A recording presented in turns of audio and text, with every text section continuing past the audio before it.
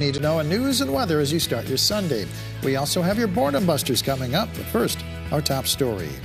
First responders from across KELOLAND paid their respects to a fallen firefighter who died in the line of duty. Fire trucks and other emergency vehicles lined the streets by the Chester Area High School Saturday for the funeral of 67-year-old Fred Fedler. He died last weekend after suffering a heart attack at the scene of a structure fire in rural Madison. The Canton Volunteer Fire Department posted on Facebook that the amount of respect shown from other departments was outstanding. The family asked that donations in Fedler's honor be made to the Chester Volunteer Fire Department, Our Savior Lutheran Church, or the Dakota Heritage Hand Cornhusking Club. A judge has sentenced a Minnesota woman to 27 years in prison for leaving her newborn son to die on the banks of the Mississippi River 2 decades ago.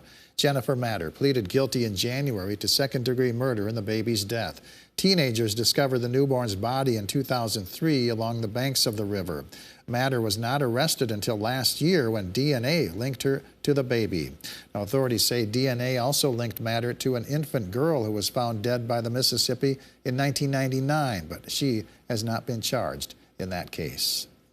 People in Canton came together last night to help a local youth wrestling coach who's grappling with cancer. Dylan Swanson was diagnosed with testicular cancer in February. His brother, along with the Canton wrestling team, hosted a benefit auction Saturday to help with Swanson's medical treatments.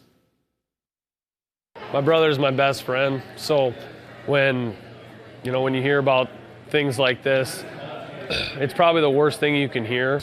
Have had a tremendous amount of feedback and support from local community and family and friends. Swanson hopes to finish his chemo treatments by the end of May. You can find a link to an online fund to help pay for his medical expenses by going to this story here at KELOLAND.com. Let's take a first look at the forecast now with meteorologist Adam Rutt in the Storm Center. Good morning, Adam. Good morning, Perry, and good morning, everybody. We have hit the final day of April, and at least we're getting off to a very sunny start.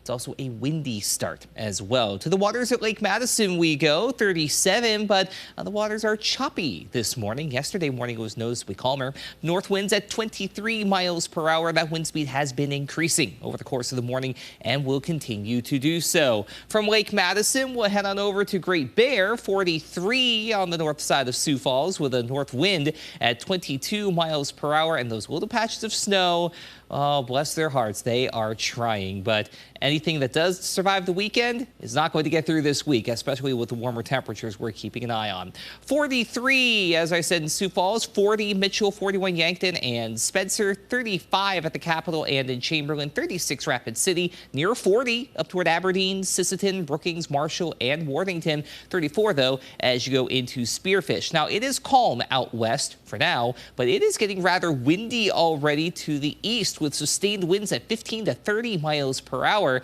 And we have seen gusts over the last hour or so from 25 to 35 miles per hour in many locations. That is going to set the stage for a windy day today. Wind advisories in tan along and east of I-29, including the Sioux Falls area. Until 8 p.m. this evening, we may see gusts exceed 50 miles per hour at times. So keep this in mind as you go through the day. The good news is that the wind does gradually back off. The key word there is gradually. We'll talk about the rest of your 7-day forecast coming up. All right, thank you very much, Adam. Well, racing season gets underway 2 weeks from today at Huset Speedway in Brandon. Crews have been busy getting the racetrack ready for the Mother's Day opener. That includes repairs from storm damage from last year.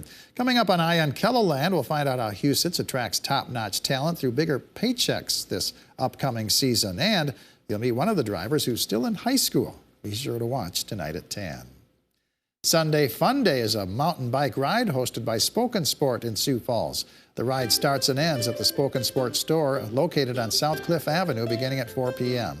Riders will be split into 2 groups, experienced in one group, beginners in another.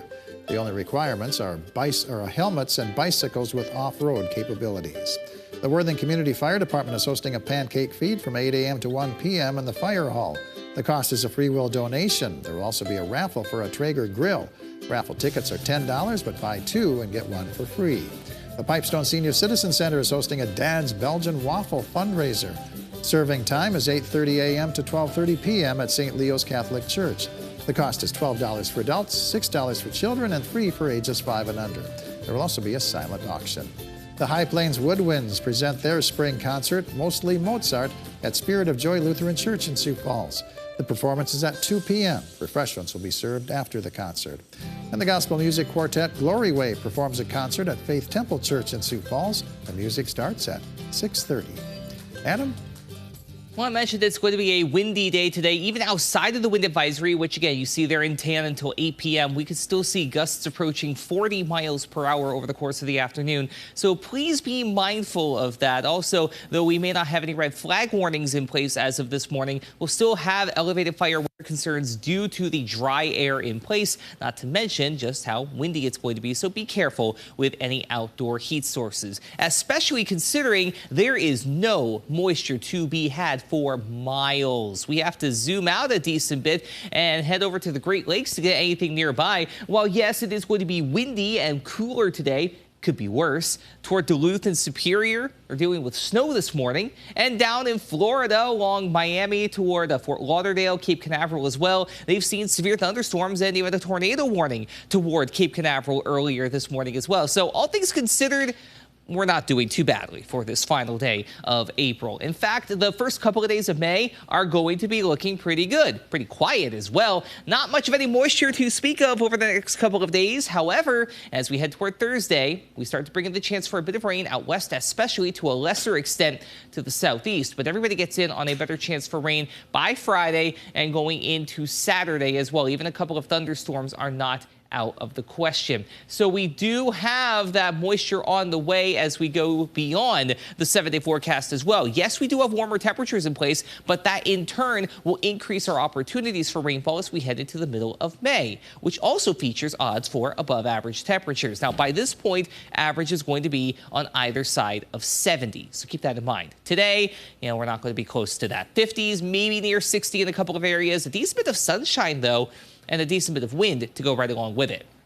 Overnight low temperatures dropping into the upper 20s to low to mid 30s. And as we go through your 7-day forecast, another windy day on Monday.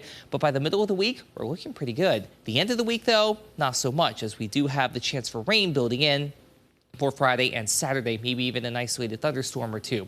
Same rules apply in Aberdeen, windy and cool at first, warmer midweek outlook, rain though arriving by Saturday.